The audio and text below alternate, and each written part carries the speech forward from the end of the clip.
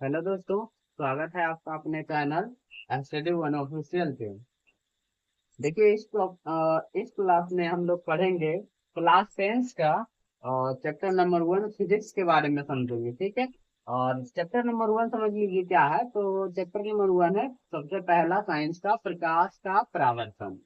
क्या चैप्टर है? प्रकाश का परावर्तन। तो सबसे पहले समझ लेते हैं प्रकाश का परावर्तन किसे कहते हैं।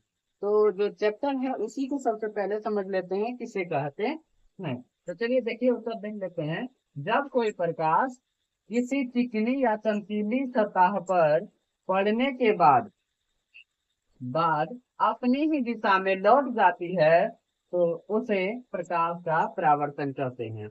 देखिए डायग्राम के माध्यम से भी इसको समझते हैं। तो देखिए ये कोई प्रकाश है जो कि आ रही है और वो प्रकाश आते आते क्या हुआ तो इस बिंदु पर ये चमकीली चिकनी सतह जो है इनसे टकराई और टकराने के बाद वो अपनी ही दिशा में लौट गई। तो इसको हम बोलेंगे, इस प्रक्रिया को हम बोलेंगे प्रकाश का परावर्तन। ठीक है, फिर से देख लीजिए। जब कोई प्रकाश किसी चिकनी या चमकीली सतह पर पड़ने के बाद अपनी ही दिशा में लौट जाती है उसे प्रकाश का परावर्तन कहते हैं। ठीक है। आशा करते हैं कि आप लोगों को समझ में आया होगा। चलिए अब देख लेते हैं प्रकाश के बारे में कुछ बेसिक इंफॉर्मेशन और प्रकाश क्या होता है, क्या काम करता है, तो उनके बारे में। ठीक है। तो देखिए सबसे पहले हम लिखे हैं यहाँ पे प्रकाश। तो समझिए प्रकाश क्या होता है। तो प्रकाश एक माध्यम है जिसकी सहायता से हम किसी किसी भी है ना किसी भी वस्तु को देख सकते हैं। तो समझिए प्रकाश जो है बेसिकली एक माध्यम है जिसकी सहायता से हम किसी भी वस्तु को, चाहे मेरे आसपास की कोई वस्तु हो या दूर की कोई वस्तु हो, तो उसको देखने के लिए हमें प्रकाश की आवश्यकता पड़ती है। ठीक है। आगे देखिए प्रकाश के बारे में। तो समझिए यहाँ प्रकाश ऊर्जा का एक रूप है। क्या है? प्रकाश एक ऊर्जा का रूप है। आगे देखिए प्रकाश हमेशा सीधी रेखा में गमन करती है। तो प्रकाश कभी भी मतलब मुड़कर नहीं चलती है, हमेशा चलती है तो सीधी रेखा में चलती है। जैसे यहाँ देखिए कि यहाँ सूर्य का प्रकाश, ये है सूर्य, और सूर्य का प्रकाश जो आ रहा है तो इस वस्तु पे पड़ रहा है।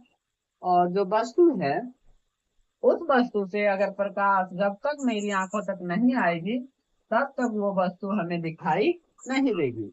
अगर वो जिस वस्तु को हमें देखना हो तो उस वस्तु पे जब तक कोई भी प्रकाश नहीं पड़ेगा तो वो वस्तु नहीं दिखेगा। और जैसे ही उस वस्तु पर सूर्य का प्रकाश या किसी भी तरह का प्रकाश, या बल्ब का हो, ट्यूबलाइट का हो, इस तरह का प्रकाश अगर कोई वस्तु पे पड़ गया और पड़ने के बाद रिफ्लेक्ट होकर हमारी आंखों तक वो प्रकाश आती है तो ही हम उस वस्तु को देख सकते हैं, अन्यथा उस वस्तु को नहीं देख पाएंगे। ठीक है। आगे देखिए प्रकाश निर्वात से होकर भी गुजर सकती है। और निर्वात कहने का मतलब है जहाँ की वायुमंडल नहीं होती है। ठीक है। तो प्रकाश वहां से भी गुजर सकती है। प्रकाश निर्वात से भी होकर गुजर सकती है। आगे देखिए प्रकाश की चाल निर्वात में, है ना, निर्वात में सर्वाधिक होती है। करने का मतलब है जो प्रकाश होती है, जो प्रकाश गमन करती है, वो सबसे ज्यादा तेजी से जो गमन करती है वो किसमें करती है? तो निर्वात में करती है। और निर्वात में प्रकाश की चाल कितनी होती है? तो समझ लीजिए 3 × 10⁸ मीटर प्रति सेकेंड होती है। प्रकाश की चाल कितनी होती है? तो 3 × 10⁸ होती है। आगे देखिए कि प्रकाश एक विद्युत चुम्बकीय तरंग है। क्या है? तो प्रकाश एक विद्युत चुम्बकीय तरंग है। जो प्रकाश है वो अपने साथ साथ विद्युत को भी अपने साथ साथ लेकर चलती है। ठीक है। आगे देखिए प्रकाश एक अनुप्रस्थ तरंग है। देखिए ज्यादातर क्वेश्चन जो पूछा जाता है, ये पूछा जाता है कि प्रकाश एक अनुप्रस्थ तरंगे हैं। ये ज्यादातर क्वेश्चन है पूछे जाते हैं।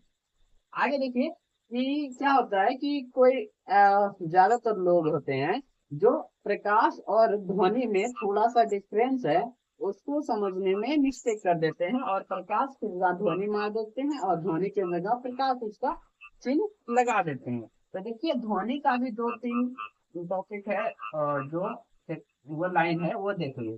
तो ध्वनि एक अनुदैर्घ्य तरंग है। देखिए प्रकाश एक अनुप्रस्थ तरंग है, लेकिन ध्वनि जो है एक अनुदैर्घ्य है। तो ये अंतर बच्चों बाद आगे चल के क्या कर देते हैं, गलती कर देते हैं। तो ये याद रखिएगा, प्रकाश एक अनुप्रस्थ तरंगे है और ध्वनि एक अनुदैर्घ्य तरंगे है। आगे देखिए, ध्वनि निर्वात में नहीं गुजर सकती है। आगे बताए थे हम कि प्रकाश जो होती है वो निर्वात से भी होकर गुजर सकती है, लेकिन यहाँ समझिए कि ध्वनि जो है निर्वात में नहीं गुजर सकती है। ध्वनि जो है वो निर्वात में नहीं गुजर सकती है। तो देखिए इसका और है, तो ध्वनि की चाल सर्वाधिक ठोस। ठोस अगर हो तो ठोस मारना है, नहीं तो इस्पात जैसे कि दिया होता है तो इस्पात हो जाएगा।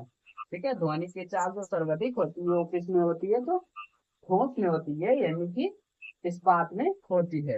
लेकिन अगर बात किया जाए प्रकाश की चाल सर्वाधिक किसमें होती है, तो वो निर्वात में होती है और 3 × 10⁸ मीटर प्रति सेकेंड होती है। ठीक है, आप लोगों को समझ में आया होगा। और इसका समझने का मतलब क्या है, तो कई वर्ष से देखने के लिए बता ही दिए हैं कि 3 चीजों की आवश्यकता होती है। एक तो कोई भी प्रकाश होना चाहिए, किसी भी तरह से लाइट उत्पन्न हो और वो लाइट किसी वस्तु पर पड़े और पड़ने के बाद हमारी आंखों तक आए, तो उसको हम वो देखने वस्तु को देख सकते हैं। अन्यथा अगर इन तीनों में से किसी भी एक चीज की कमी हो जाए तो वो वस्तु हमें दिखाई नहीं पड़ेगी।